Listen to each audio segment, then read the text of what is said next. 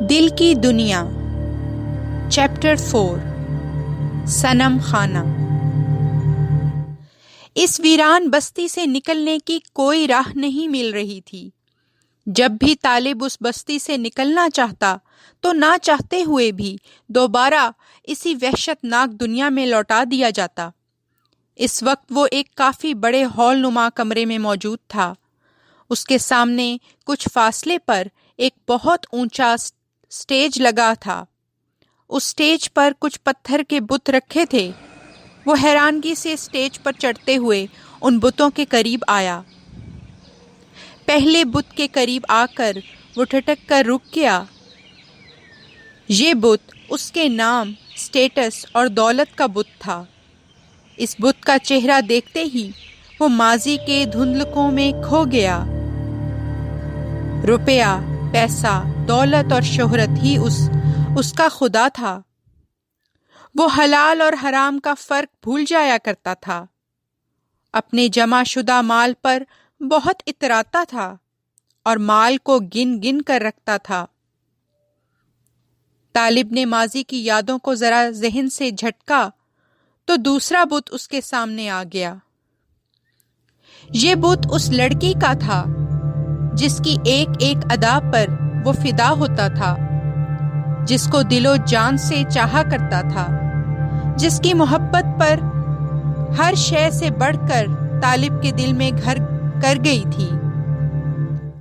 طالب سکتے کے عالم میں اپنے سامنے رکھے بت کے چہرے کی طرف دیکھنے لگا۔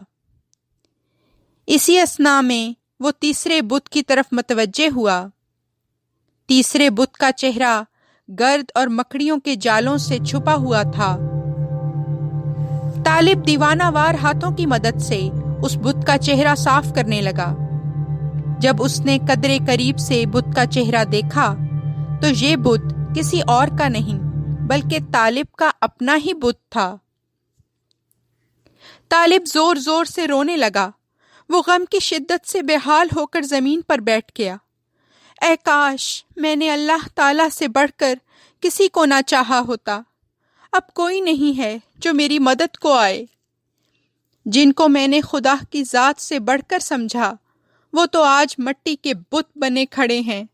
افسوس، صد افسوس ہے مجھ پر۔ اتنے میں راشد کمرے میں داخل ہوا اور طالب سے مخاطب ہو کر کہنے لگا، تم نے دیکھا کہ کیسے تمہارا دل صنم خانہ بن گیا؟ طالب تڑپ کر جواب دیتے ہوئے کہنے لگا، مگر میں تو کلمہ گو تھا، میں مسلمان تھا، میرے ماں باپ مسلمان تھے۔ راشد طنزیہ ہنستے ہوئے بولا، ہاں میرے دوست، تم نسلی مسلمان تو تھے مگر کبھی اصلی مسلمان نہ بن سکے۔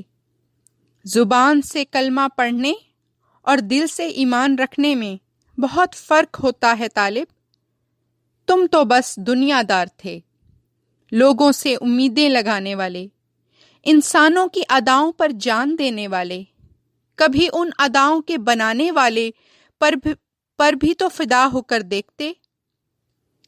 کسی انسان کی خاطر راتوں کو رونے اور تڑپنے والے، کبھی اس خدا کی خاطر راتوں میں رو کر دیکھتے۔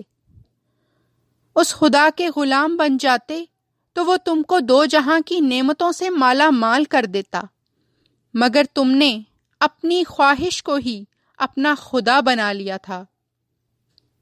آج مدد بھی پھر انہی سے مانگو۔ آج دیکھو کیسے اندھے، بہرے اور گونگے بن کر تمہارے یہ خدا کھڑے ہیں۔ یہ نہ تو تمہارا کچھ فائدہ کر سکتے تھے اور نہ ہی کچھ نقصان۔ حکم بس اللہ تعالیٰ ہی کا چلتا ہے۔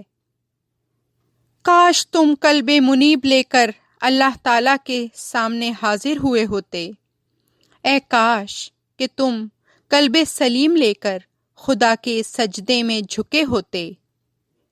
اے طالب، کاش کہ تم حق کے طالب ہوتے۔ اے طالب، کاش کہ تم حق کے طالب ہوتے۔ یہ آخری آواز تھی جو طالب کی سماعت سے ٹکرائی تھی۔